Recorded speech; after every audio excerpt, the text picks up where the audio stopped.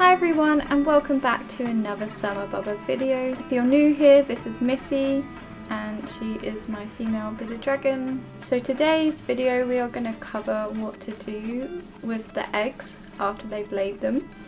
So if you're watching this and your bearded dragon is about to lay eggs or has already laid eggs, then stay tuned to see what you can do with them. So there is a couple of options which I will get into, and it also will depend on if they are fertile eggs or infertile eggs and what your plans to do with them are.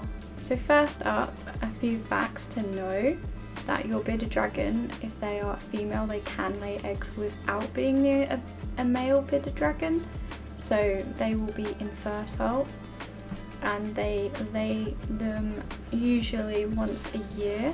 It can depend on the female how many clutches they will have, so the average is about 4 or 5, but if they're infertile they usually have less clutches, and then if they are fertile they'll usually have more, but it will just depend on your dragon.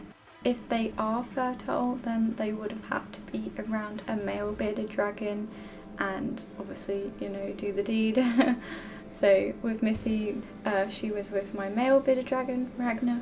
So I will talk about what to do if you don't want to keep the eggs first, and then I'll do another section later on if you want to keep the eggs. How do we tell the difference between fertile eggs and infertile eggs? So the fertile eggs are usually white and quite large and are slightly firm to the touch. The infertile eggs may be slightly more yellowish and kind of dented. So yeah, to check if they are fertile or not fertile, you want to get a torch, place the egg on top of the torch. So if you see red veins, it is most likely that it is fertile. The infertile eggs, you won't see any red lines at all. Method 1 is to freeze the eggs to prevent them from hatching. With the eggs that you don't want to keep, it doesn't matter if they are fertile or infertile, this process will be the same. So what I do is I will collect all the eggs that she has laid and then I will pop them in a box, and you basically want to freeze them. So doing this prevents any chance that there is an embryo inside the egg from hatching and obviously being deformed, and it's just a little bit more of a humane way of doing it, and you want to do it as soon as she's laid the eggs. So I freeze them for between 24 and 48 hours, which basically stops any development of the embryos. It is quite painless, and then you can safely throw them away.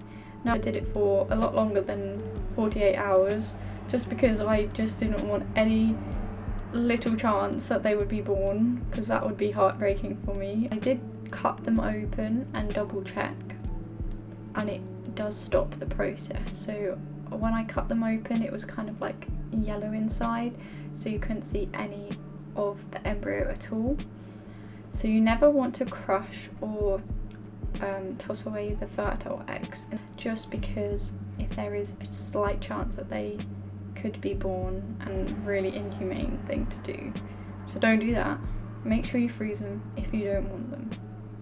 So in my case, I had to end up freezing 2 lots of Missy Girl's clutches as we were being made evicted. Therefore I didn't have the capacity or space to be able to bring these bearded dragons safely into the world, but since then she has had another 2 clutches and they have all been born healthy. So yeah, it just depends on your circumstance. Method 2 is incubation, so the eggs can hatch. The other method is obviously to incubate them, and you want to transfer them to the incubator straight away once you know they're fertile, because you can do the candling method and then put them in the incubator. So I do it, I get boxes of vermiculite and put the eggs in, and I have my incubator set at 29 degrees Celsius and the humidity between 80 and 90%. This is just what has worked for me. I did do a lot of research into it, but I have had a lot of bearded dragons successfully be born in that incubator with those temperatures. So just be mindful if you are doing it for yourself, just do your own research and what works best for you.